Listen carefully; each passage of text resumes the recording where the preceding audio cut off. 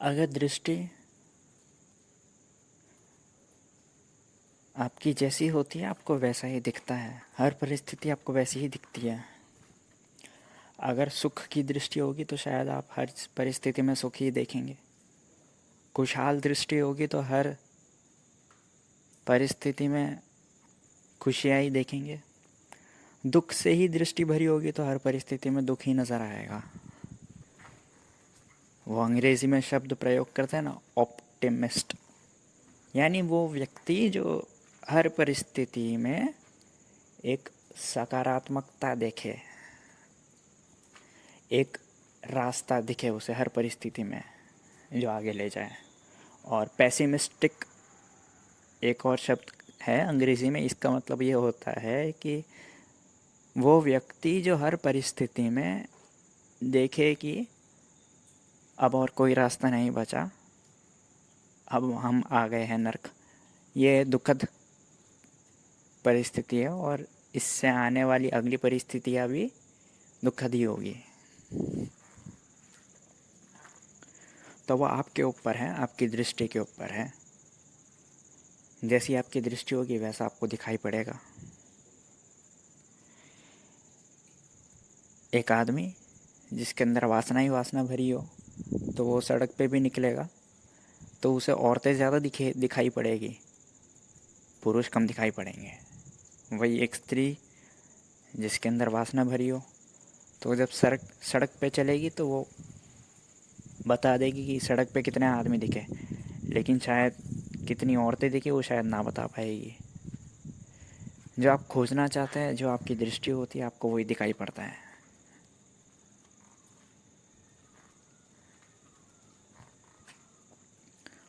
और मैं ये कहता हूँ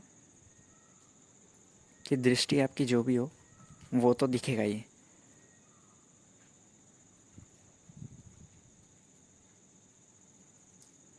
लेकिन एक कृतज्ञता का भाव यानी ग्रैटिट्यूड हो तो जीवन परिवर्तन हो सकता है।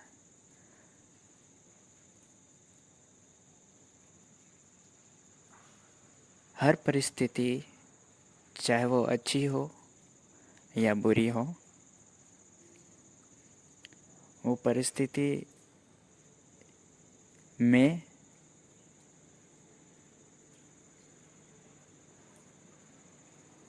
खुश होना या प्रसन्न होना वह एक आम बात नहीं है। वैसी दृष्टियों हो तो वो उस व्यक्ति को कोई भी परिस्थिति दुखी कर ही नहीं सकती। एक कहानी से मैं आपको समझाता हूँ।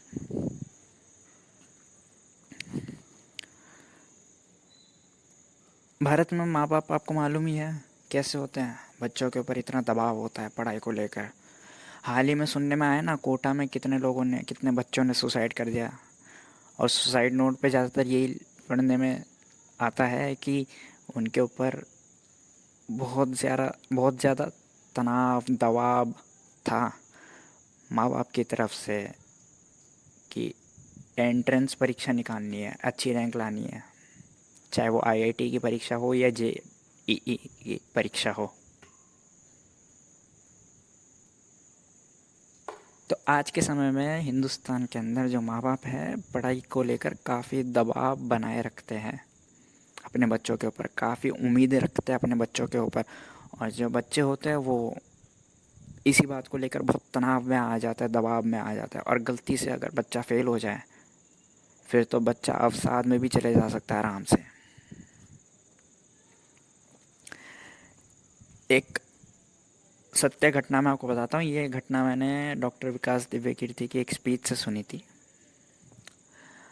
मध्य प्रदेश में एक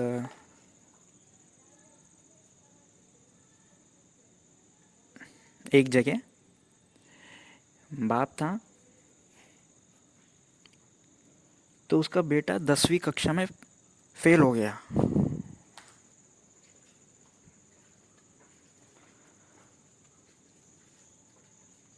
तो वो आया मायूस होकर घर पे, बताने की हिम्मत ना हुई। रात को वो सब लोग साथ में खाना बैठ कर खाते थे। तो रात को जब खाना खाने बैठे तब बाप ने पूछा कि बेटा क्या हुआ, आज परिणाम आने वाले थे 10वीं कक्षा के, तुम्हारा क्या परिणाम आया? तो बड़ा झिझक के, बड़ा डर के बोला, पापा मैं फेल हो गया, मुझे माफ़ कर दीजिए। जैसे उसने ये बोला पूरा सन्नाटा छा गया घर में, सब लोग चुप हो गए। फिर अगले दिन सुबह सब लोग चुप हो गए थे, फिर सब सोने चले गए। फिर अगले दिन सुबह उसके पापा ने अपने बेटे बाप ने अपने बेटे को उठाया और बोला आज दावत है, अपने सब दोस्तों को बुलाना। उसके बाप ने सब पड़ोसियों को बुलाया। बेटा हैरान, आखिर पापा ने दावत क्यों रखी, यही सोच रहा था। वो तो सोच में पड़ गया। खैर जो पापा ने काम बोला था उसे वो कर दिया, उसने अपने दोस्तों को इनवाइट करा। बाप ने भी अड़ोसी पड़ोसी सबको बुलाया।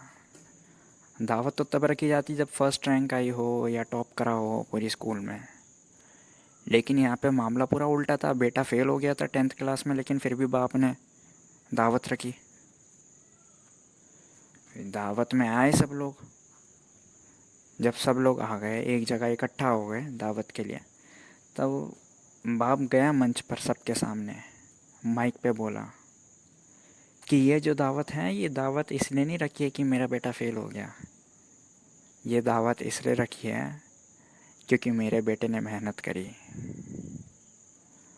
कोई नहीं, परिणाम हाथ में थोड़ी था, मेहनत हाथ में थी, वो मेरे बेटे ने करी।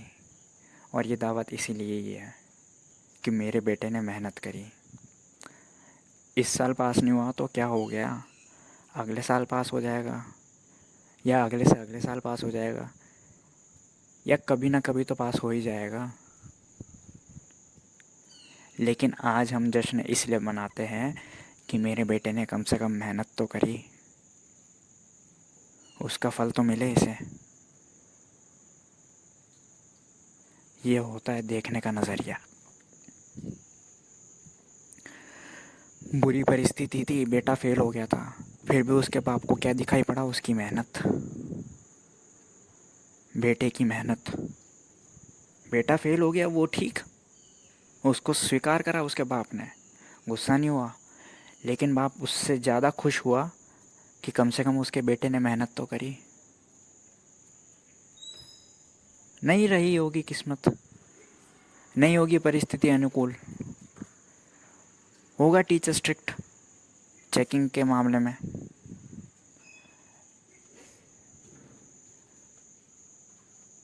लेकिन कम से कम दूसरे बच्चों की तरह बेटे ने आवारागर्दी तो नहीं करी, मेहनत तो करी कम से कम। इस बात को लेकर जो बाप था वो बड़ा प्रसन्न हुआ। उसने वही चीज़ देखी और उसी चीज़ को लेकर उसने दावत रखी। तो आपका नज़रिया अगर उस बच्चे की बाप की तरह हो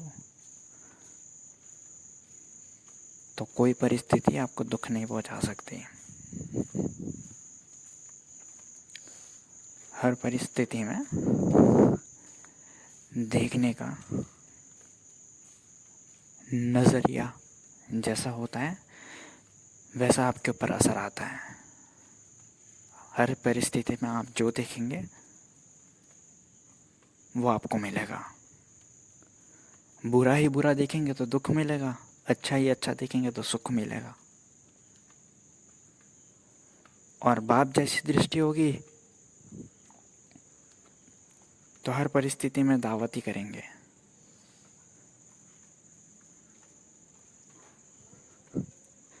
फिर चाहे परिस्थिति प्रतिकूल भी क्यों ना हो, अंततः दावत ही करेंगे, खुशी होंगे। इसे मैं कहता हूँ हर परिस्थिति में जीना।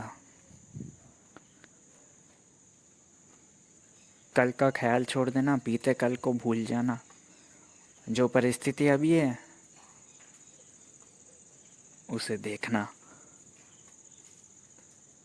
और दावत करना। इसे मैं कहता हूँ हर परिस्थिति में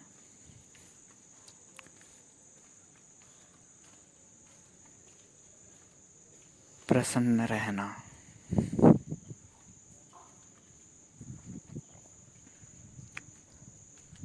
सब्सक्राइब करें अगर ये चलचित्र मददगार साबित हुई हो तो, और साझा करें यह चलचित्र।